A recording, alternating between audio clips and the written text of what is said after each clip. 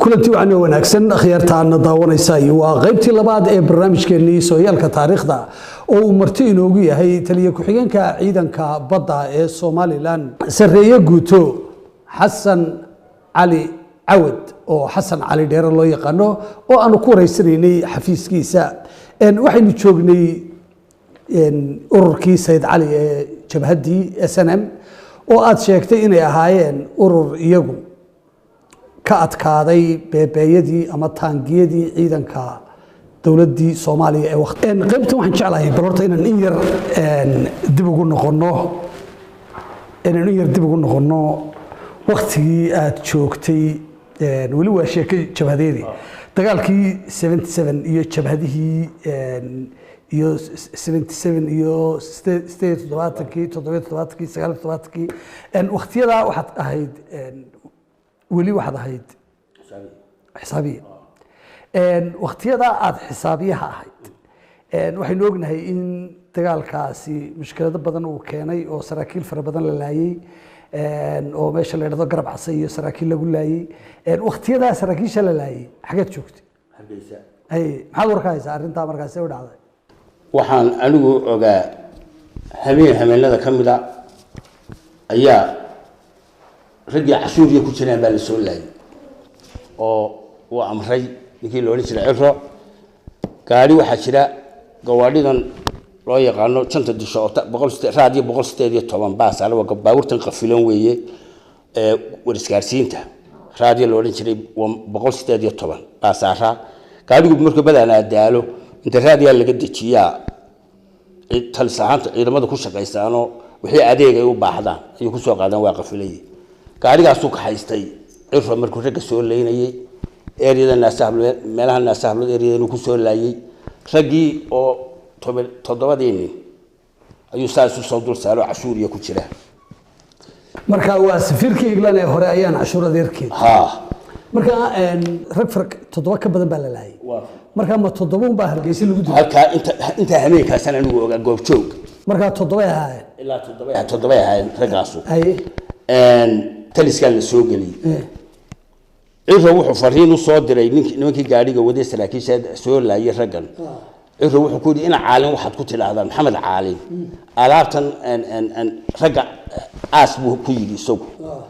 laakiin Allah uu naxariisteen cadeeyay loo oran jiray xafiiskan ciidanka joogi jiray oo markii dambena gacan ka xaqdaray askari halkan ku xidhnaa Cabdi loo oran jiray dilay iyo nin laba xidigla ah isaguna in sheekh loo oran jiray ku xigeenaha oo waati waqtiga dagaalada ahayd oo dadku xafiisyadu seexan jiray saraakiishu wuxuu yiri Ciro alaabta gaariga saaran nidaamiya marka waa meedki ina caalin wiiska wardiyayaa wuxuu ahaa nin ward cibaado badan oo reer Hargeysa Allah uu laxsoo reer Hargeysa oo talisku marka xukumi jiray taliskan qaybta 26 ayuu xukumi jiray halkan imka qaybta qoyskanaad ku jirto dabadna isagoo iska wardiyay wardigiisa haysta ayuu sida alaabtan mala waa alaabde raashin iyo hub iyo wax la dejinayo fatiig loo ciidan loo diray iska albaab saas u furma xagga dabu gaadhay ka markuu saa u arkay ayaa meedkii iyo dhiigii dareeraya indhaha ku dhifta ilaahay indhihiina wax badan ma tasawurid intuu dib uga jeestay nimanka oo imka halkan hortayada ku aasan halkan imka hor xabaalahan deerka la mariyay hortayada ku aasan yihiin nimankaas aan ogaa anugu laakiin nimankii garab casal lagu laayay ciidamadii la soo ururiyay ragii la soo xulayna iyana kuwa warkooda waa yaa laakiin wax badan maanta ka sheegi maayo waxaag hadda aynu ku noqono dhinacii SNMT iyo ururkii Sayid Cali waxaad ka warantaa ururkaas waxaad sheegtay inay noqdeen ururka qura ee iyagu guutada kaliya ee ku dagaalanta ama ku dagaalami taqaana baasukii waqtiga la hayay hubkii ugu weynaa maxaa ku xigay markaa waxa ku xigay horta iyaga markii tababarkii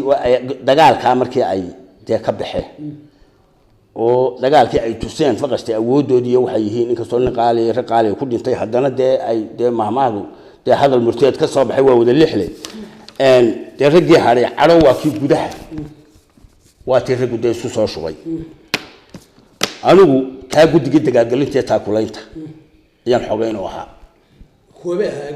حسن يونس بن قدومي وها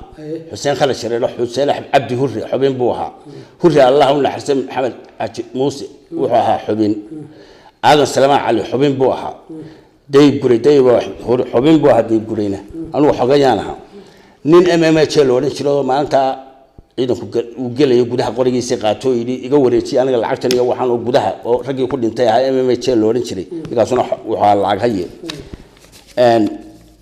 dagaalka qorshihiisa ragii waanu sameeyno waanu diyaar garayna saddex meelood iyo hurinta ururka geli waaye labada goor marna qolbulole loo galay markii hore gacmo dheer ku qalaa markii dambana Cabdikariin oo gacmo dheer markii hore ku qalaa laba goorba marna wax qolbulole loo galay marna balishire oo ambush loo galay cadowga dhex galeen way socon waayeen nimanka waa laga warheel way wadada laga xidhan saddexdii qaybood kale waa kuwii gudaha galay ciidankii galbeedka Cabdullaahi Askar Barkad la watay Allah yarxamo ciidankii sheekh galayna waxa watay Ibraahim Cabdullaahi Xuseen Dhagaweyne ciidankii bariga galayna waxa watay Maxamed Kaahi nimanka qorshahan waanu sameynay qorshe macaraadiyashooda maca afgarashada anigu jigjigaan u fadhiino ka hogaaminaynay haroosh nambarka afgarashada oo jigjigaan Ciise Dheere la yiraahdo fadhiyay saddexda raayiste mid waxaan raacina xaashi tamajil in loo odhan jiray qolada galbeedka ay ahayd ciidankii dhexe in loo odhan jiray Maxamed Xaaji oo Allah yarxamo baridoodu malaa dhintay Maxamed Xaaji loo odhan jiray baasna ciidankii Ibraahim Dhagaweyne raaco raadiyaa siday ciidanka Maxamed Kaahi waxa raacay nin Allah u naxariisay Yuusuf Taarwala loo jeedin waalan dilado maalin lala aasay Ibraahim Koodbur raba lagu aaso nin wadaada ahaa nin cajiiban ahaa ninkaasuna waa ninka jabin jiray Farankuweeska heli jiray cadawga waa ninka ciidanka badbaadiya ciidanka mar walba halka ay ka soo marayaan Farankuweeskoodu la socon jiray ma soo jiray xaggan ay naga imanayaan xaggan ay naga dabadna waa laga war helaa wuxuu yaqaan farsamo cajiiba xagga baaqeystana uu ahaa raga jabiyana uu ahaa koorkooda nin walba isagoo quraankii Ibraahim Koodbur intuu soo akhriyay quraankii intii la saaray yiri iga gudoon ayuu yiri ninkii quraanka xisaabinayay ninka quraanka la xisaabinayay soo shaaho igu soo noqo quraanka la xisaabinayay quraanka din walba inta jiseed la akhriyay saddex la doon la dhameeyo dabeedna noqodku noqday sida makhaad shaah ka soo shaah ayaa mid waalana adeerkii ku haya qori oo lacagisi leh ayuu baa isri kana ku qaban labisano waaba la isku barbaraasay isaga iyo Ibraahim Koodbur ninkii waalana waa dishay ma adigu ninkii waalana iska saaxay markii dambe dadna waalana baa xiskiisa aan dhamay ninkaasuna ciidanka bariga ayuu u raacay raadiya labadaba waa nala soo hadleen inay qotonsadeen inkastoo intii miinaysta ahay ciidankan Ibraahim Dhagaweyne ragii meelada xidhayay ay qaab dhinteen in loo jeeyo inaan loo bidhaan iyo ragii meelada xidhayay dhaxda halka ay buurta ka galayeen miinay xidhayay ku dhintay haddana labada ciidanba waxay ku galeen nabad qab buuraha waajibkoodiina way guteen ciidankii galbeedka waa laga digniin hore dhowr raac waa Axmed Xasan oo ka sheekeynaya dhowr goor waad maqashay markii horta inankii xaashi tamajil raadiyaha siday markuu yiri way igu hooreysaa xadka markay saa u dhaafeen ayaa horta noogu dambeysay raadiyihiisii way igu hooreysaa macni way igu bilaabantay dhinac igu socota dabeedna waxa iswaayay Cabdullaahi Askari inankii raadistaaha inkastoo ciidanku xoog ciidanka cadawga la ciifiyay ee gaaskii qaybtii 26aad waxa la wixii la isugu keenay horta ciidanka uguna dhibashada badan la weehaan laakiin ciidanka ugu khasaaraha badan geystay horta ciidankaas waxa waayo afar raac oo hameenkii anigu waa arkayna waxaan taagnay marka joogtaa magaal gadabka marka ama gadabka isa soo taagto ama aad taagto meesha la gobiyaha raasaato waxaad arkaysaa rasaastii oo soo dhaafaysa inta raac ee mar walba rasaastu ay horta hameenkii dhan way saysteen hameenkii oo saddex baa ciidankaasu ay u laakiin anigu wariskaantiisu wuxuu naga baahay way igu hooreysaa markuu yiri xaashi dib uma soo noqon isaga raadihiisii toona xaashi markaas loogu dambeysay uu yiri way igu hooreysaa wardama nama siin karo isaga iyo hogaamintiina isaga iyo taliyihina dakala lumay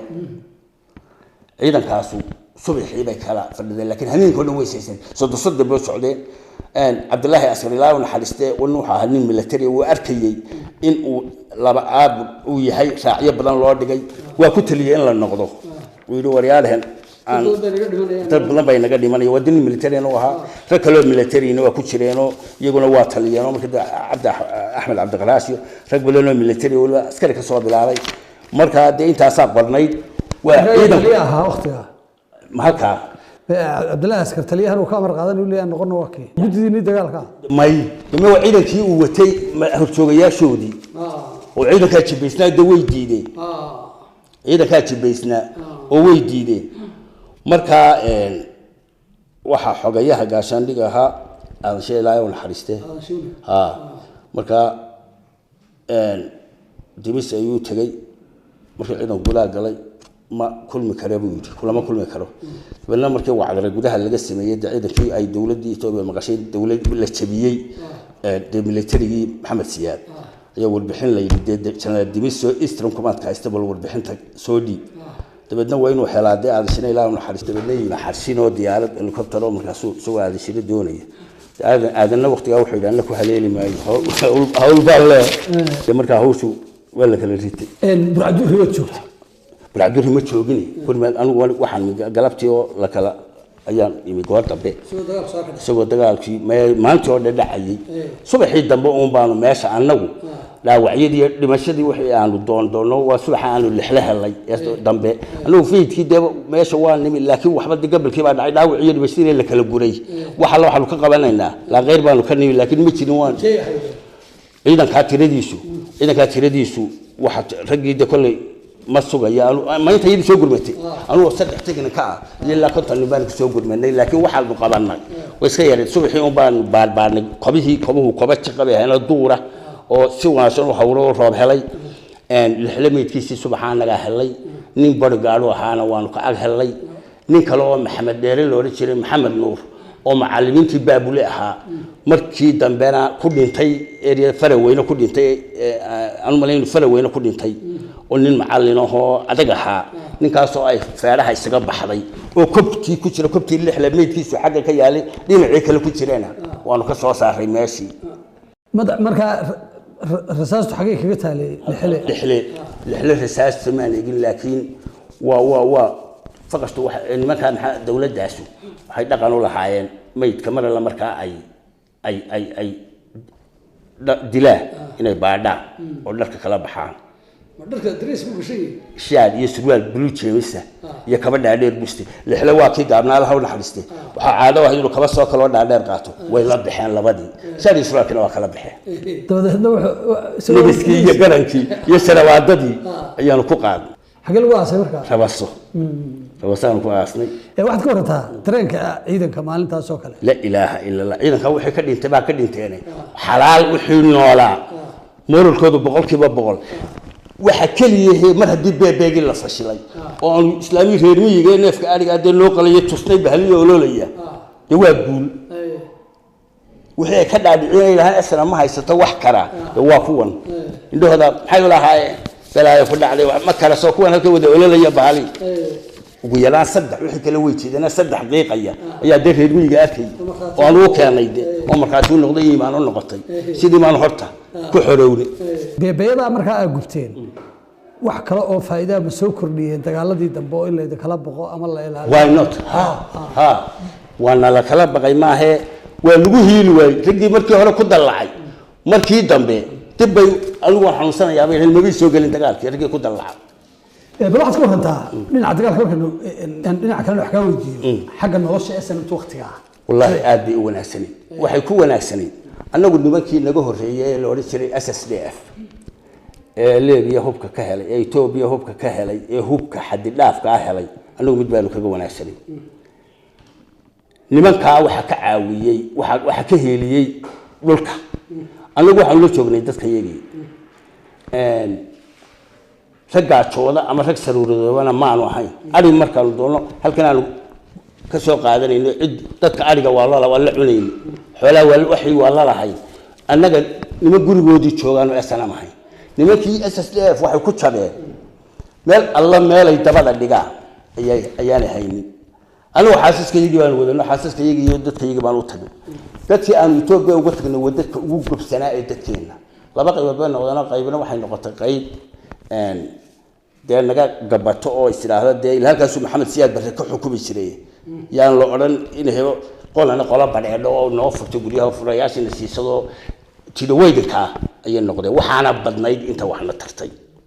meeshaan ka baqtay weynana waxa weey dadka iyagii magaalooyinka deganaa Dirdhabe Addis Ababa iyo jigjiga iyo tuulooyinkii xadka reserve area deganaa oo dadkaas neefka ariga iyo inanka iyo qoriga markii hore bay israaciyeen wax allaale iyo wax dadka anagu waxaan noqonay ma guryahoodii tagay saasaan SSF kaga duwanay miyaanay jirin maalmo oo gaajo awadeed u xidhxidheen askartiinii qaar ka mid ah taasu waa haddii odhan lahayd maantabay kugu daray waxaan 6 qori baan waada iska qaban jirnay anagoo ilaa 200 oo nin oo waxa qoriyaha haystaan 6 bay ahaayeen saddexna ciidankii mahdi la socday baa watay mahdi cali faarax markuu soo talaabay ciidankii la socday baa saddexna watay saddex qorina waxa watay ciidankii cabdullaahi askar kala baxay jeelka 6 qori baan isku ilaalin jiray ragda maxkamada dhamaadeen la qeybtan joogna ragda maxkamada dhamaadeen maanta dama mid qori waardiyaha aan ugu dhiibay oo nagala baxsado 6 mid qaata xagga galbeed buu la qabtado dabadeedna mahdi cali faarax Allah yarxamo haystay halkaan xukumayay ayaa aniga yiri ka haysto 4 nino ninkii ama qudhaxraamaal jooga ama xasi ama area-daas uu joogay ama ilaa duriyada soo qabta oo qorigii naga soo qaada soo qabta markaan maalin doondoonayna dhowr goor dee lug tuulo inta isaga lugaynay baan daalo qudhaxraamaal aan iska nimiyo laba habeen baan iska qaylo habeenkii dambaan warweynay ninkii aan baxnayna keena halka qudhaxraamaal iyo u dhaxaysa xarsin sudaasaan soo raacno meel la siman xarsin markaan habeenkii marayno ayaa roobna helo markaasaan qalqadna reeraan u tagno karbaash dibadda yaalo maalintii dhaan la keenay kaawurta la saaran habeenkii huwanayo markaan qalqadnay waa qoyeen gaajana waan haysaa markaan subaxii ilaa 8 maraynaan meel waxaan ka aragnay halka ilanka xarsin ku beegan banka reer 6 qoysaho halka ka muuqdo dibadna cabdi aftaag leeyla cabdi ibraahim sharma arke inuu dhintaan ma ninkii dib uma aragay oo ciidamada military gaaskan labaadna ahaan jiray baraan xisaabiyo ahaan jiray ayaan ku yiri wal cabdi reerka 6 qoysa sidaynu raashin uga cunaa wuxuu yiri 2 nin oo rageena kamid ah aynu 2 dibla u xidhno aynu niraahno kumariya balla cabale dhexdooda ayay miina dhigayeen oo cadawgii ciidankii maxamed saad barhay mislaynay sidaas inuu raashin ku heli karnaa anna dabadna labadeena aan reerka u tagno sidaa ugu sheegno qori markii hore qori waxaan ka soo qaadanay 6 qori baan mid sidana oo ninku ku soo qabanayna de 6 qori meel labaan soo qaadanay 4 qori hadhay 5 qori hadhay yaan laba soo qaadanay labadii baan markaa ninka de ku doonay ninkii maanu helin dabeedna labada iyada xagga ma isu raacay qori baan qaadanay qorigii kale nimankii aan xidhnimaan kii kale nid ku sii hayo saa ugu sii hayda ha ku arkeen waa bano reerku taa way ku arkay inaad ku haysto niman qoriyo laba nin baan xidhnay al mas'uul oo jeer dhintay aan malayn dhintay la baday wuu dhintay ninka kale aadan baa la yiraahdaa naalis xubul aftuuxdi xawali ciidanka ku feed castay qaybta qoys danaad uu nool yahay militariga waninka nagu qalbi adka waninka yiri madax halkaas ugu adagiya waninka noo sheegay horta intii reerkii baan u tagnay salaamu calaykum asalaam maxaa la sheegay nabad halkaa maxaa ku aragtaan niman qoriya lagu hayo nimankaas waa niman cadawaan usaynaaho miinay ku aasiyeen gumar iyo balla cabane dhexdooda koow hadday naga cararaan gaaji nooga carareena meelaanu seexinana nasiiya gurina noo baneeya waxna nasiiyaan cunno dhalinyaradii iyo raggii dhalinyarada ahaa ee xaafadaha lahaa xashin bay u shir tageen guriga waxa joogay ilaa 50 dumar iyo caruur oday weyn baa markaa jooga wuxuu yiraahdaa uu isugu yeero wuxuu yiri maxaa haysana waxay yiraahdeen guriga behebla ayaa qooshay yahay anjeelo laga dhiga ha qoosh wuxuu yiri loo dugo nimankuna meel ay ku nastaan hal la siiyo oda soo kaxaya intaan soo wadnay ayaa 50 dumar iyo 50 caruurihi nab bud iyo waxay sii qaateen qori xaaba naxdin baa ilaahay ka wareeday soodiga dabi dabadna waxaan war sadkay la xoox cunaysan iimaanka la idinka qaad wixii ku dhacaaba haydu ku dhaceen ninka aadan la yiraahdo military qaybta qoystanaada waa ninka maanta noo shaqeyn halka madax ugu adag yahay wal mar hadii la xoox cunayna buu ninkii cali mas'uul baa yara qayliyo yiri waa iga fura والله غافر ما يملي كل قلنا بتشوفني هل كاود يقول هل كسمة حقوق أدقي مرا كنتم قريبا كل عاو ورنتي وحلا وحنا هي عروتك صوت ورتبس لا سؤال كاود دقا آدم تبعت ويسكت مو ملح دقي هذا نو وأمل حدي ومكملتين واتشوفان تبعتنا وتمان تسين لو قد خي وحنا علينا ونشوفكم الجيجاني ويوحى بس صورة قال حيدتك واحد نحبط هيستان إيه اللي قلت تبع وما أنت كلية إده هتا أدا لو أنا هيد قارم يفوق دريد ما أنت كلية يقول دريد به وحي كله هو ما الله بدي يقول هالكسان كله وعملية لا يحاسب وعلى الشيء ما هو دريد بود الله وعمي لكن نيل الحقوق قال ده وتتاسن لو قلت دريد علو ده تاسن كسر بحنا إن شاء الله وقت يلا هذا رئيس كده وعنتي قارم هيد waxay ahayd markii aanu cadaad layo galay ee 19 May aan cadaad la galay aan cadaad la muddo joogna ma dheere jabinay aan Maxamed Cali Nabr Cawdina aan xagga soo qabanay dabaan aanu isma caarsinay nimanka yigi kibray iyo madaxda jiidanay isnidi halka airport koonfurtiisa uu daa u dhigo laba dacsadan iyo laba airfaf garbasimid u dhiga halkaas oo dabeedna maxaabay xaggan ka eegiyay diyaaradaha dadka rusheynaya madaxda ku foorare Hargeysa warkeedu waa dhamaad yaanu isma caarsiinay yaanu sideedii bankii warsame xaal ay nagu soo wartay hantar aan qorshaha noogu jirin oo South African waday ma markayo laha waxa waday Soomaali anagu filmayno waxa noogu qoray in nimanka South African waday laba uu ka soo kareysay Maxamed Siyaad South Africa hantar bay ahaayeen labada diyaaro dibna uma arag sidii maanta anaga noo riyaamiyay wixii kale dadka garaacay 17 iyo 19 baahan laakiin dib uma arag hantarka karka warsabaxaad baan waan ismaacaasino soo daba gal marka waxa soo qabateen ilaa Hargeysan soo xoojinayna waxa qabateen marka ilaa waxa idin xora idinka cadaad li madheera intan kale ee inta waan haysan burco waan tagno raashin baan ka soo qaadanay oo waan tagno qalbiga baan ku kaxaysan berberaya jooga marka laakiin berberada iyaga joogay oo diyaaradii baa keenta ciidamo laakiin hadiyada aan halkan loo galaa halkan ma aragtay qoryo wanaagsan oo nima beel xaq oo masaakiina ayaan de halkan qoryaha hadiyada loo bixiyo waxa qoryaha subagaysan iyo de halkan aanu kala ka sukan jirnay marka dhowr walba laga qaado iyagu wax naxliya de nagu haya dib nagu haya waa hadiyada ay noo sidaan marka Hargeysan de xoojinayno oo buurahan iyo waxaan يا وتعيدكينا مركا حسين داير حسين احمد قولي ايا وتي مركا محمد علي ينا لو دري برو ها ينو على هارون يا ها دبل حاجه سي وقفتين انغو halkan soo qaban way isqaybina diyaarada qorshaha nagu jirtay airportkii Hargeysa koonfur ka degaysaan oo halka baduuga ka dhigaysaan mooyaane isma qorshaha nagu jirto maxaa wada taana waxaan تجني كهرت ده وحن قلت لبا تشيد أفر تشيد لبا دع صدنا يا لبا إير فايفة وإير فايفة وتقول وهل غريان هذا وأنت دايرة دع صد وبارك الفايس كسارة كقول دع إير فايف نوع تقول سوى إير فايف من المتر أفر تهوت أفر تودي تشيد ورسالة دف نوع تاعي دف أي نوع تاعي حاجة صعب ستين هو سو كيد كلا ما ناس وقوي ما نفرنا العداد ليه إلا كيد كوادنا وهو هدر وين كيد كلا ما ده وقوي جنا وحها إنجليز حق ندور سنة حق غير كتير لا حكيم كم مصاري ده يا كتير ما يسعى أنت ذاك كسوق شباب كب حيسا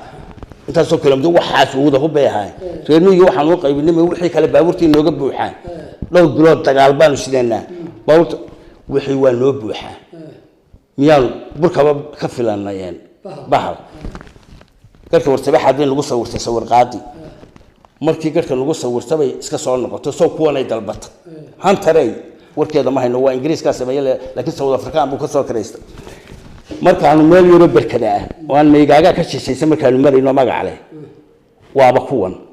حتى أد كوب بيدو أدجلسو ماله وما أنت أحمد وسعد لنا قال له تبادلنا ويصوف ورستقل طالب يهوت سيسي شيده هوري هذا بدنا شيده الرساس كبر قاري الرساس كبر عمر حبض كل عضو مدفع إلى واسطة أنا أفتو كسيجليا تشردي كنت سدح شيده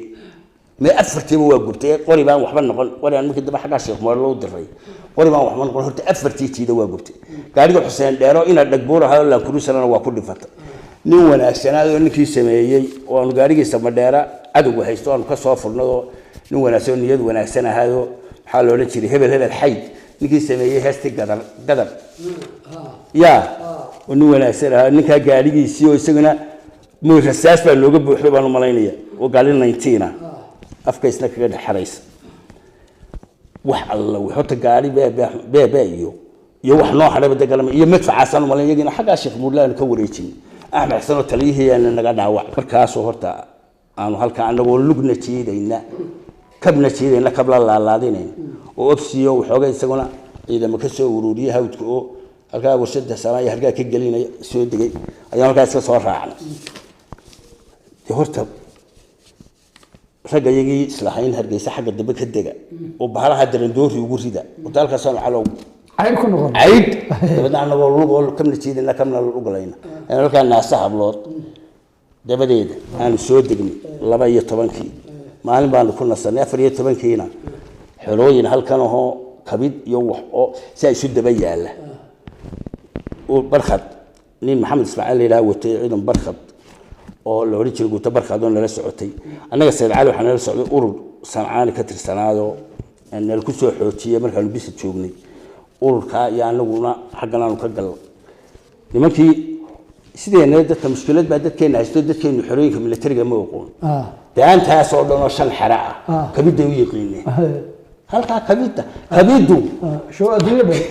سودانتو أنا وانقلي يد militariga la meeshta ganaabaan halkan halkan war kabid wad soodaanti iyo taangiyadii iyo ururkii jiibabka war wixii mayaan wixii miyay guureen soo wixii baa halkii garbaxuna sidaas u soo saarayeen calow halka beerta Cabdiraxmaan Gariyaan ku kala baxay nin macallinaan wado aqoon-yahan aad u yaqaanay dhulka halka gacanta markuu sidaa yiri ayaan kala baxnaa halkaas ay naga bilaabeen way naga sareeyaan horta halkay rag ku laayeen 12 nin bay halka dhigeen oo rag loogu qaalisanaaya ragin loogu qaalisanaa 12 nin macallinka Maxamed Khaliif Axmed Abu Daahir Faysal Abdullaahi Cilmi rag horta maanta meesha dhigay koosto Saciid ragii noogu qaalisan aadan xaashi ragii noogu muhiimsan horta kaab halka ayaan dhigay anigu 12 iyo barkii ayaan markaa ninkii ugu dambeysay warshada kabida ka saaray ayay anigu aan dhaawacma soo nimankii aan la dagaalamayna calow intay dharkii iska bixiyeen bay iska dhigaan shacabkeena taageersana Allahu akbar soo waayigi waa militarigii ninkii ugu dambeeyay markaan kabida ka saar oo aan dhaawacmay halka ay iga dhacday ayaan ku idhi war waxaad yeelaysaa wal adigu ciidanka waxa nid doonayeen inuu ka xayo nimanka shicibkii hay ka xayeen soo nimanku waa nimankii aan meesha ka qabsanay go'aygii bay sidaa igu masasaqeen go'aygii ayay igu xuleeno dabadna midna gacantaas uu qabtay midna gacantaas anigu waxba kala garan maaye iminka markaad xaggan dooxa ka joogto beerta Cabdiraxmaan Gariyaan iyo Allah meel baa dadku ka gooladeeyaa hoosta ka qodano garba oo dheer marka beeraha joogto halkaas ay igu soo beegayaan sow oo iga tuurayaan qorigii nuurka qorigii aasitay mid baa sida yiri waa qoriga iska dhaco waxana ku dhig baxaysa way iga dabciyay laba boosh aasitay waa badan boosh iska fur labadan ku dilay waa ku geeysan labadina way iga furan nin asteexabaan oo soo waa laba nino waa ku xirooyinka degalaanu kicin halkii kaabadii halkay ugu siraysay markii fikta dooxu ka goolay garbadii markay marayeen ay igu soo beegeen way waa laba military laadiye bay sukay raaciyeen labadii boosh iyo qoriga igala hadheen ilaahay wuxuu igu armaamitay garbadan go'day baa iga horeysay boogta oo dhagxaantii kuma dhifan beerkee garbadii meeshii ku burburtay fudad waxa ii go'ay oo ku tuure xagaliga tuurin bartii ugu dheereeyay tuuray wanima meesha yaqaanay wanima meesha yaqaano badana meesha daadku ka gooladeeya wuu xardaa ودولة قلبنا أركز يجا توري. يمتوج نيخس وين حالي يمتوج. تبدنا هالكلمة وانير بيلا. ولا إلا الساعة مركان. ماشي تيفي. أي هالكا كأرك ودنا ندوح كتلا ودا. من الله يرحمه أنت عبد فارح سيلوس عبد فارح تور. وهالكا مريا قارتي وحرادة كسوس عليه ودا. سالكا وقيليون كباي قادو مركز لاوع اللي جي. لاوعيان. لو عصقي هلكن هلكا كويتك أكتيسة يا اللي جيو كده من الجيد اللي بس اللي يجوجي أنا هتصاص على يجو طورة إلى هاي تيدي كبردين ولا بعد كسر نقام مركنا لا وعنا جيد دبل مرم يلا تكون خمسة جيد دبل namay qabsan meel labadaba waa la jabiyo ciidanka difaac ciidanka xaqana waa laga weeraray cala xayd oo xaqana ciidan baa laba goor loo diro jabiyay xaqan biyashinaha iyo meelahan waa la jabiyay ciidanka waa lagu weeray inta way isku dayeen diyaaraduna waa nagaraacayeen laakiin de marna ba may qabsan oo ciidanka marka inta ku bogsatay dhaawac ugu dambeeyay hargeysa ka baxaanaha laga saaray dhaawac ugu dambeeyay markii ay ka baxayna hargeysa ka baxay baan ahaa la geeyay Camber Waaqo Sayd Cali halka Camber Waaqo la geeyay kuwaasan ka mid ahaa kadib baan bogsadayna diri dhawaantii dabadna Allah una xarsin laba qood la yiraahdo ana ku garanay xafiiskii baa u shaqo ka bilaabay xabad baad ka fogaatay xabadii baan ka yar fogaaday ha dadba sidaan u waday de miyaan soo noqdo ya sidaan u waday markaa halka naankii marba ila markaan la bogsaday kumaan markii badil dhamaan tagina muddaan aan qorayay ciidamadii raaci halkii ay degeen raaci markii aan ku soo baxay halkii ciidanka la dejiyay baan ayaan ku sameeynay tirakoob oo anaga xafiiska ciidanka iyo xafiiska dhowr xafiis ah ayaan halka asayinisi noo diraan aan tirakoob ku sameeynay adigu ciidanka dabeeyaqadiisa baan daba tagay halkaasaan shaqo ka bilaabay waxa la sheegaa jabhadahan imanka Soomaalidu hadday noqoto SSDF hadday noqoto USC hadday noqoto SPM oo mar dambe timi hadday noqoto SNM intaba waxa la yiraahdaa waxay ahaayeen reero sooca bal ka waran arrinta alow waxa weeye nin baa wuxuu ka yimi geel badan buu lahaa geeliba horta ka yimi dabadna wuxuu yimi meel kale oo reer dad kale u yimi markaas wuxuu maqlay geelisi 100 halaad baa dhalay ka yimi geelisi uu ka yimi 100 baa dhalay dabadna wuxuu u yimi nin 50 halaad nin geeligiisa 100 yahayo 50 u dhasho faanaya wadii intuu saa madax u raxay geel iyo rag baa anaga ka nimi cid ku faantuu waa horta SNM waxaan ku sheegayaa calow SNM Soomaali cid walba SNM magacan ayaa ku tusaya in SNM cilmi lagu sameeyay Somali National Movement SNM oo urur dabadeeda ayaa waxa madaxweyne ku xigeen 2 sano ahaa Ali Cusub la wardhiig loo ninka maqashay siyaasiga ah oo nin hawiye ah anigu inuu wardhiig leeyahay ku dhashaan malay laakiin waa laga yaabaa adigu waxa lahayd malaha meel kale xawaale laakiin anigu deeb meesha wardhiig laba hadii loo bixiyay inuu Ali Cusub inuu wardhiig la ku dhashaan aaminsan waxa xeelaaliyo guud ahaa aniga ay xukumay oo markaa 68kii aan xeelaalinta ahaa xukumay Ahmed Cabdillaahi Ali wardhiig oo isla xeelaaliyo guud asanta ka noqday waxa اللهم صل على محمد حلاليه قد بيسنا كان نقضي والله بدا سنه 1985 iyo 1987 حلاليه قد بو كان نقضي isaguna taliye ciidamada xoreynta waad maqashay malaayiinka ka dheereen loo leeyahay Puntland dhashay soo galmays taliyaha ciidamada xoreynta uu noqdo horta jabhad dibad joogto 3 laab bixisay waad garan kartaa waxay SNM ka furnay ilaa gowle laale ilaa qarasho ilaa ya Arabi waxay ku beegan tahay ulujeed waa maqashay tanna waxay ku beegan tahay buu haday dush iyo koonfurka beegan kaga beegan وماشي إبراهيم عاد السعيدي يكون ينتهي اللهم نحكي إبراهيم السعيدي عربي إلا أنت سأسنا مكفرين بوميديا بقى الكاها يستيق على الفوق بوميديا إنك قاعد بس كلنا الكاها الكاسو هيست صدف تلي عندما الحرين تم كان كوشة وقدراها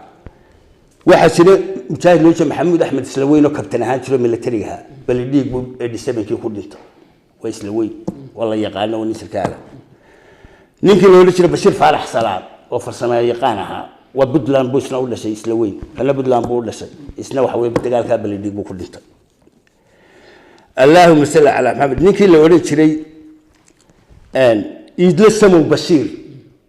شون محمد حسين مالتي لا قبتي دقالكا اي 7 ayaa la qabtay waa ninka laga kari waayay SNM waan ka baxay hal lagu daayay madheera lagu toogtay isaga iyo joomba mid waliba waxa weeye waa wuxuu yiri ka bixi maayo SNM baan wahay ama idil ama iday waa idil Bashir Samo wani hawiyaa waxa Ali Abdi Usman Arabi ina buuxa guutaale iyo maalin la dhintay isna hawiyaa waxa ninkii la oran jiray Yaasir Ruush safiirkii u koowaad ee Soomaali u fariistay Ruush waxa Yaasiin Ruush waxaa nin masaajina Puntland aqoon-yahana isna isnan buuxa اللهم صل على محمد ياسين تمام اسنا ياسين ما ولي waxaan nool farax gamuute iyo Abbas oo kimaal dhaweytu halka soo noqdo Abbas ka amagab od galaysa farax gamuutuna od galaysa oo reer boosaaso iyaguna Puntland buu dhashano iyana waxay ahay yaasin bay ahay waa rag waliba ku adag ko xafiiskii aroori oo jigjiga ahaa oo afkarishiisu aroori ahayd oo gobol ahayd SNM taakuleynteeda waxa la wixii taakuleyna iyo waxa la wixii SNM u baahata aag ilaa aag Yaasin Deere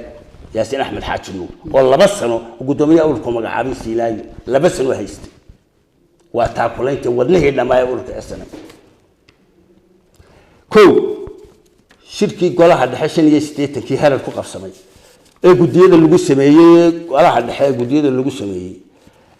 waxa ka ahaa gudoomiyaha Stanley Committee gudiga joogtada waxa gudoomiye ka ahaa Quraan Ilaahay u naxariiste oo 7 xubnood Hadraawi iyo qadiimiye ka mid yihiin ayuu xukumayay oo gudoomiyaha mujaahidkii sabirka iyo qaata iyo biladana ya Cabdiraxmaan Calwaha horta dadka aan aqoon ee oranaya reeba markii dambe iyagoo ciidamadaas laga buuxo SBN waa tii la furay Baari iyo Mustaxiil ciidankii Mustaxiil ee ciidankii hawiyahana Mustaxiil baa loo bedelay oo halkaas furay markii la furay tagay ciidankii SN qoladii ay Baari aynu ka furnay ninkii loo oran jiray Cabdinaasir Sheekh Cali ee sarkaalka ahaan jiray oo markii dambana ku shahiiday waa ciidankii ku hirtay ninkii loo oran jiray inuu Umar Jees SBM halka ayana ka noqotay dirkii nimankii halkaas dir waqooyi Soomaaliya waxa weeye horta dir koonfureed horta waxa weeye SNM tacaynkaas ee ciida ka badan haddaan waliba in kale oo badan ku madaxweyne maanta dhaweed sheegay aan wali aan sheegin iyaguna ku jira hadii la tiriyo SNM Somali National Movement baa ko SNM mowqif bay lahayd موقف بايلحي موقف كيلحي waxa weeye inaad marnaba taliska faashiga aan waan la gelin marnaba waa taay u dhici weyday in xubin ka tirsan ama taageersan ururka SNM ama koox ka tirsan ama taageersan ay marnaba Maxamed Siyaad la gali weyday heshiis sharciguna waa sheegayo xeerka ciqaabtu dambiga uu mutaysanayo haduu waxa gala cidii gasha way sheegayeeno niqaabna calool lama gashanay وسيلة لما دوبانين حرك قدر الشرع يقول واقع حي وحلقة طلابة لقى قاعدة استراتيجية بلا السنة وحكم إذا هيدا سوقاته عاصمة وحي نقونا يسار مال عن إمتها وحيين يتدقاق الصعب بوصة شلا يهوش الكلام له كهد لمايو عدي أفران سياسية ولا بكهد لدونتها لكن هو استراتيجية أوروبنا سياسية maxay SNM waxyaalaha wanaag laga dhaxlay wanaag laga dhaxlay waxa kamid ah iyadoo jabhada qori isugi ay 5 chairman qoriga isugu dhiibtay iyadoo jabhada tii inta laga dhaxlay Soomaaliland 5 madaxweyne 5 ku xigeen ayana sidoo dooratay marka SNM shuruuc adagna way lahayd oo laga dhaafaana qolayaalna way lahayd sharci dejin bay lahayd garanaysa waxay meesha u joogaan oo waxay ku hadlayaan ay garanayaan inaanay wax maxaa dambiye maxaa sadbi ahayn oo nin waliba uu ama mas'uul ku yahay ama sharci yaqaan ku yahay ama uu kasab ka haysto meeshan uu fadhiyo umada ku hogaaminayo waana siyaasadda keentay in dadkeenii dibadda aqoonyahankeenii dibadda iyo iyagoo isku xidhma ay Maxamed Siyaad Barre ka soo xidhaan caalamka siyaasadiisa asna intaasaan kay ko qosayaasha ay sameeyeen SNM guusha ahayd waxa kamid ahay waligeed ba SNM waxay ku niyadeeda ku jirtay waligeed ba qorshaheeda koowaad ahaa inaan Maxamed Siyaad Barre lagaga faa'iideyn xadka in laga la dagaalamo ee mar walba qorshaheeda SNM yahay in gudaha la isku shubo taas waa ta keentay in dadka marka la dagaalamo ee dadka la isla jiiro barakaca dadka in meel loo sii diyaariyo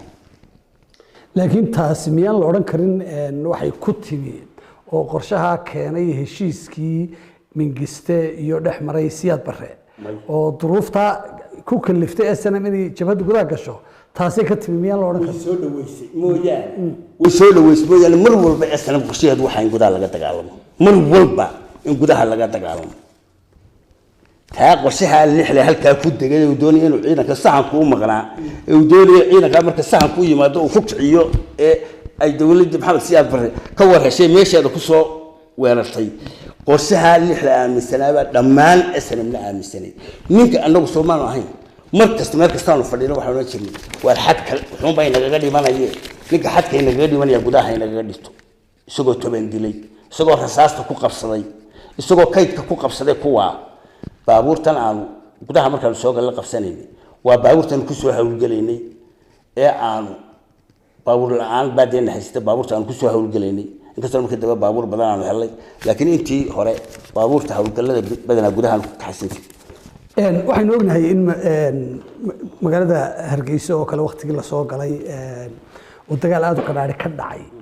taasina ay keentay diyaar garowgii markii la ogaaday in Burco la galay oo ka horeysay 27 May la galay afraasho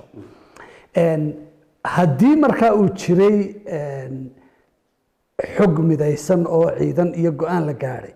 maxay u dhici weyday in isku maalin la soo weeraro waddanka oo dhan horta dadaan xogoga lahayn baa sheegay khilaaf baa jiray horta laba gooro dib loo dhigay awarka ayaa jiray taasna duruuf baa keenaysay shidaalkii ayaa horta daahay shidaalkii wuxuu wax weyn gacanteena wax ku jiray horta ma jirin waxa dawladda aynu martida u nahay ayaa horta wax laga qaadi jiray waxna inaga iibsan jirnayo shilinka nimankeena dibadda ku maqan ee dhaga caawiya dhaqaalaha xoogayga noo soo diraa mar baa lagu kabi jiray inkasta aanay gaadhaynin shidaalka badan aanay gaadhin oo lagu hawl galo haddana waxa weeye kaalinta koowaad bay dadkeena dibadda jooga lacagtii soo diri jireen marka horta lacag inaga inoo maqlaydo qaytan galbeed ku diratay oo shidaalaha baa jiro daahay elf buu baahay wuxuu baahay jadmad buu baahayo ma yahay duruuf inaga timiye waa duruuf xagga shidaalka timid laba goor baa warka dib loo dhigay mar walba oo la ogaa kaalinta jirta hawsha jirta darteed sidaas horta suurta gelin weyday in mar la wada galo marka haddii aad aragteen inaanu shidaal ahaan wax lagu wada tegi karaa jirin miyaanay ahayn markaa oo aanay ka hawl yaraateen ama ka khasaare yaraateen in la sugo oo waqtiga la iska sugo si hadday qolo warba qabto ku gasho qolada kale aan ku sheego calow dhilayga badan ee dhacay dhilay horta khasaare SNM ku keenay muu ahayn dhilay khasaare ku keenay SNM haddii burca gashay hal gurmad baa horta ka baxay hal gurmad oo gool cad lagu leeyahay aan waxba ka bixin baa horta cadaad ka baxay intaan anagu cadaad ku bogsan Hargeysa horta gurmad ka diyaar garow laga diyaar garoobay waxba Hargeysa labada cashe inta cashe dib u dhacday khasaarihii ku dhacay wixii ka dhacay orodkii uu Morgan ka qaaday halkaas airportka ku gaaray soo cagacad waxa weey horta waxba ilaahay kama tarino lama oran karo waxba meel lagu soo biiray waxba meel lagu soo biiray dhulkiina lagu qabsay technically la qaybsay dagaalkiina Hargeysana la qaybsay iyagoo dawladda baa waxoodii lagu qabsay la qaybsaday waxba dhilayga oo ma arkayo ay duruufta keentay inuu wax weyn ahaa laakiin khasaaraha ku dhacay iyo dhibaatada ku dhacday baan anigu miisaankeeda garanay okay way haddii inta kaga soo baxno jabhadihii iyo hawlaheedii waxaan ku soo durkayaa imaka gabagabadii barnaamijka waxaynu ognahay waxaad soo martay ciidanka booliiska waxaad soo martay militariga waxaad soo martay jabhadihii imakana waxaad tahay taliyaha ciidanka badda koritaankaagii iyo ciidanka shaqadaadii midna waxay u muuqatay inaydaan baddi sarag oo aad intaaba Afghanistan joogtay meel la mid ah bilaabada taliyaha ciidanka baddana imakaa tahay taliyaha ku-xigeenka ciidanka badda bal waxaad ka warantaa sidee ayay hawshani kuugu suurto gashay adigoo markaa ciidan aan badeed ahayn imaka inaad ciidan badeed noqoto horta dawaan qarinaya dhowriya 3 sano 4 mala 3 bad ma lixla ku daray 4 sano marta ciidan aha ciidan waa ciidan anigu markaan booliiska ahaa anigu agaasimaha maamulka booliiska ayaan kulliyadda sharciga galay waatan kuli yaraantay 16 jirna waxaan ku galay maamulka iyo shuruucdan ku bartay awal sharciga ma maqleen wala kulaasana bal xeeraaliye ka noqdo oo taliya xabsi ka noqdo laakiin halkanna waa aqoon kororsi bay ahayd tani wax la yiraahdo wax ka qoray rumaankii xaaraanta baalkii dadka gudigii xaaraanta ahaa xukunkii ay ku ridi jirtay baan wax markaan jaamacadda ka soo baxay ku qoray horta waxa isku beegatay markaan jaamacadda ka soo baxay markii asluubta liigay asluubtii wax badan baan ka taray way waxaan ooda ka qaaday wax alla wixii gudigi xaaraanta ahaa aan sharciga ogolayna gudigu iska badhoodhaysay taas shaqadeydii bay ahayd halka lafteeda damaarta in looga sharciga jaamacadda waa ku qaadano intaas oo koorasbaan ku qaadano iyana wax ugu cusub sharciga badu ma hataana wax weeye loogi baan ku qaadanay wax igu adagay maanta oo aan islaawe kuga adag yihiin haday igu adag yihiin way dhici kartaa dad expert oo aqoon waxaan u laho iga soo horeeyay baa jira dhalinyaro la tababaray baa jira culunta baratay waxaas oo dhan anigu maamul baa lay halkan u fadhiyaay ina wax walba aqaan ma garab aan ku duulayaan leeyahay dadkii expert aqoonta u lahaa baan wax adeegsanayay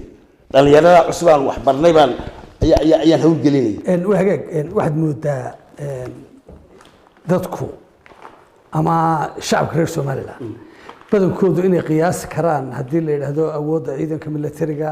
oo ay dhulka isku arkaan waxa laga yaabaa ciidanka booliiska inay qiyaas karaan laakiin ciidamada badda waxaad moodaa in aanay dadkuba joogin meelaha ka howlgashaan oo biyo dhexdooda tahay waxaana dhaqan ahayd oo reer waqooyigu yiraahdaa hebel bad buu gala marka bal waxaad ka warantaa capacity-ga ciidankiina ama awoodda ciidanka baddu ma yahay mid ka turjumaya baahida ciidanka badeed ee Soomaaliland hebel bad buu galay aqoonteena dadka waxa ku tusaysaa badda de aqoon darrada barigu badda bariga waa ka risq badan tahay waana ka risq yarta ya marka hadii la garanayo halisteedu dadku imika wuu soo garanayaa imika dadka dawladaha iyo caalamka soo maray Afrika saacadood de waxa weeye maalgelin iyo waxay naga codsanayaan siday noola shaqeyn lahayn waliba la sheegtay noo keenanay aanu dabada uga faa'iideysan lahayn intan horta ciidanka ka dhiman waa inta Soomaaliland ka dhiman waxa si aaminsanahay maanta dema sheegin hadii quwadna la kulli waxaan nahay qaariski hormadoobeynaya wax kasta oo yimaado horta kulli anagu ismalihiin maanta xoog baa agrashin lagu jirto waa la dadaalayna wax badanna waa baranay waa haynaa dibna ogolin badayada iyo inkastay dheerto 850 kilomitir ay tahay badeena soo wada xeerta haddana ismalihiin cid baa kaga awood weynaanaysa 850 kilomitir ilaa imisa goobood baa deegaan ahaan ku tihi waa ku badan marka laga baydho waa badan horta saddex saldhig baa horta waaweyn saldhiga koowaad ka labaad oo saylaca ka koowaad oo barbara iyo ka saddexaad oo maydha inta u dhaxaysa labadaas saldhiga waaweynba inta soo rugood iyo inta soo raadiya noo yaala oo subaxii warbixintu halkan lagu soo dhacay halkan aasaas weyn baad arkaysaa markii dhaweyto aasaaska ingiriiska noo xulay farsamadu waxa weeye waa Mareykan ingiriiska noo xulay markabka halka imka Bombay ka soo dhaqaaqay halkaas aan marka ka arkayna aan ka tusayna waadiga arkay inta markaba badweynta maraysa halkaas ay ka muuqataa kan ugu soo xadgudba halkan aan ka arkayna awoodna waxaan inaan haduu soo galo biyaha iyaga inaan halkiisa ugu tagno oo soo qaban qaladaha idin soo mara ugu badan maxaa kamid ah horta caqabado badani horta caqabado badan wali ma jiraan inkastoo qaar badan deerna yareystaan oo aan markii istisnaa hadana caqabado badan waa kalluumaysigaas illegal fishing kaaso iyo waxaasna waxa weeye waanu ka adagnahay caqabado badan imika oo aan ku sheego in hor taagan ma jiraan goobo badan oo kamid ah qaaradan Afrika oo xitaa dhulka Soomaalida lafteeda la sheego inay kamid yihiin in masaarida wadamka la yiraahdo kale ay maraakiib fara badan ay leeyihiin yimaadaan dabadeedna ay wasaaradaha kalluumaysiga oo kale ay ka qaataan warqad dabadeedna markabkaasi markuu kalluumaysto ee uu buuxsado ee uu baxayo warqada iyo laba nin oo kale oo Soomaaliya uu soo saaro hadana markab kale oo marano isaguna markaa kalluumaysiga bilaabaya ciidamada baddu marka ay markaasi la hadlaan dabeedna uu warqadaa tuso labadaa nina ay yidhaahdaan waxaanu nahay wasaaraddii kalluumaysiga ee dee meesha ah ama goobtaas ma jiraan arrimahaas way sheegi jireen laakiin imika ma intii aan anigu imi may dhicin wadiga hore waa la sheegi jiray laakiin imika waa ciidanka xeebuhu waa og yahay wixii sharci haysta ee badda ka kalluumaysanaya iyo cidda saaran waa la yaqaanaa idinka iyo xiriirka wasaaradda kalluumaysiga oo iyadoo ah taliisanada bixisa idinku law enforcement-kii baa tiino wixii baa qabanaysaa marka xiriir sidee bayd ka dhexeeya kaayaga kaaka dekada kan iyaga kulligood intaan wada shaqeyno si wanaagsan baan wada shaqeynaa si wanaagsan baan isula jaaqaad dhinaca waxbarashada ama tababarada xagee baa ka heshaan adigu hay-ado iyo kaabta iyo ingiriiska waanu helnaa si wanaagsan bay u socdaa tababaro wanaagsan baa imika noo socda wada shaqeyn wanaagsanna waanu leenahay iyo kaabta iyo axiom ma jiraan dhinacyada maamulka oo kale iyo waxyaabo kala duwan scholarship iyo xitaa jaamacadaha dalka laftooda ay ciidan ahaan uga codsataan oo ay cid u dirtaan saakaaban qaar saxeexay aan u dirsanayn jaamacadaha aan ku tabadda iyo kuwa kale aan u qoraynay inta waa naga aqbalaan si wanaagsanna waa jaamacaduhu waa loo la shaqeeyaan rag badanna waa noogu jiraan aad iyo aad baad mahadsan tahay intaasina waxaanu kusoo gebagabeynaynaa qaybtii labaad ee barnaamijkeennii sooyaalka taariikhda oo marti inoogu ahaa taliya ku-xigeenka ciidanka badda ee somalilan sarreeye guuto xasan cali cawad oo xasan cali dheer loo yaqaano xafiiskiisa ku boqon aad baad mahadsan